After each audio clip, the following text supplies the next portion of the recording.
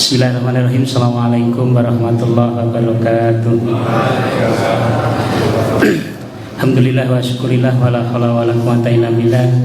Asyhadu an la ilaha illallah wahdahu la syarikalah wa asyhadu anna sayyidina Muhammadan abduhu wa rasuluh la nabiyya ba'da. Ibu bapak jamaah rahimakumullah.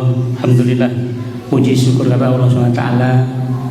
Malam hari ini Allah memampukan kita memberikan cahaya di hati kita, sehingga insya Allah kita masih diberi keimanan, keislaman, sehingga malam hari ini kita bisa memakmurkan malam Ramadan, insya Allah malam ke-22. Mudah-mudahan Ramadan ini menjadi Ramadan yang terbaik insya Allah, dan mudah-mudahan juga bukan Ramadan yang terakhir bagi kita insya Allah. Amin. Salawat dan salam marilah kita sampaikan kepada kita Nabi Allah Muhammad Rasulullah Sallallahu Alaihi Wasallam, teladan kita, kemudian juga suri teladan kita yang kita harapkan syafaatnya hingga yang melisat nanti. Sungguh hanya Rasulullah yang bisa memberi pertolongan kita di yaumul hisab. Karena apapun kita, siapapun kita, maka tidak ada kekuatan kecuali amal kita dan syafaat Rasulullah.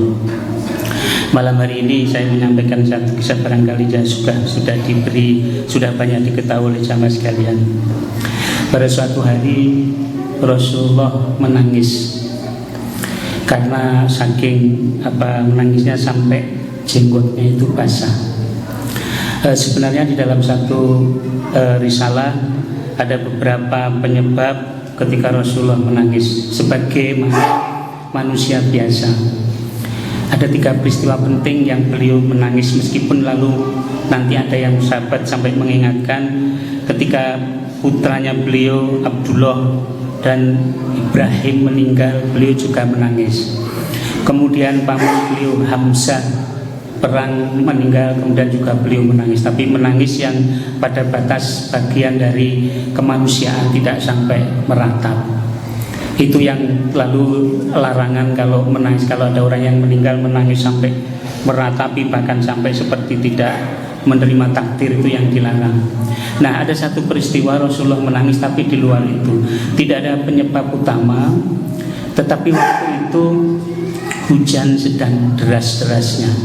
Jadi hujan deras, kemudian Rasulullah menangis. Lalu salah seorang sahabat bertanya, "Ya Rasulullah, mengapa engkau menangis sungguh seserius itu?"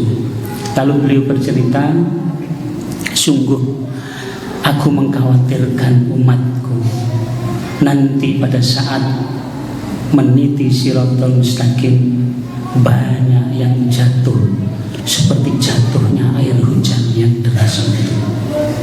Jadi pada saat itu yang dipikirkan oleh Rasulullah bukan diri beliau, tapi umatnya. "Sungguh aku mengkhawatirkan nanti umat-umatku tidak selamat sampai di surga ketika meniti Shiratal Mustaqim itu." Bapak Ibu, kalau Bapak Ibu membuka Google perjalanan kita sebagai manusia sampai nanti di surga, insya Allah itu masih tahapannya masih panjang sekali. Nanti di ujung setelah hisab padang mahsyar nanti ada telaga Rasulullah, telaga Kausar. Nah, setelah itulah nanti kita meniti Shiratal Mustaqim itu. Nah, banyak yang jatuh di Shiratal Mustaqim itu.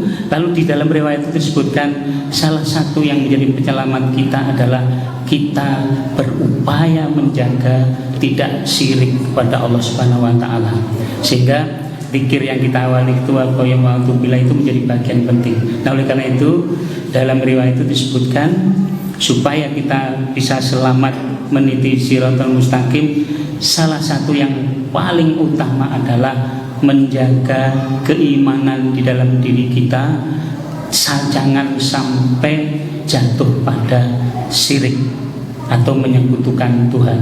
Oleh karena itu zikir yang selalu kita baca itu wa'atubilai bagian dari upaya itu.